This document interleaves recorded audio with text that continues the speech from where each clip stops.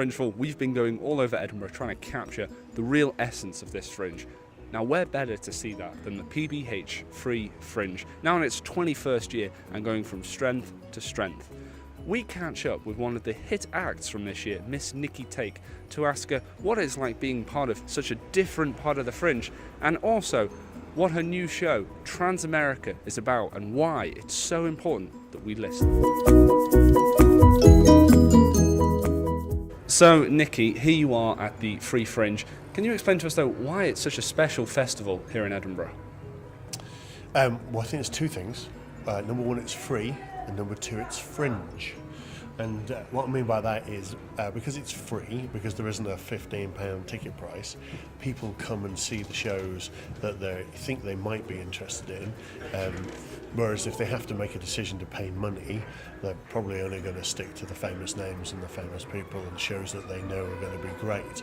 So I think you find people are a bit more adventurous about their choice of shows, and therefore some experimental stuff and some new stuff, and it's generally much more varied, and therefore I think a better arts festival because of it. It's not all commercial. Okay, well that's an interesting perspective.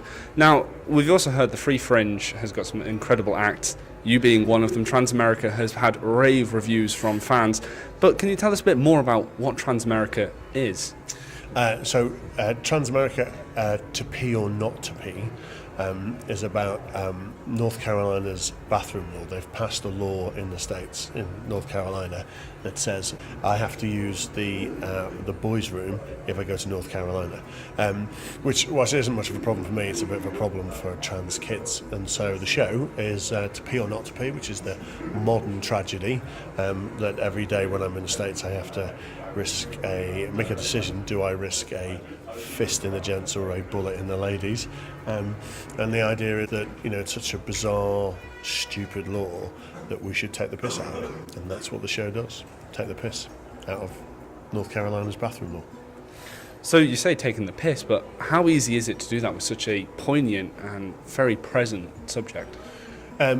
So I think when you've got an audience for an hour, you can move them through a range of emotions. So we bring them in and make them laugh, and have them, express that kind of emotion for the first half an hour, and then we get serious for a point, do a bit of education, and then kind of bring them down and have them see the tragedy side of it.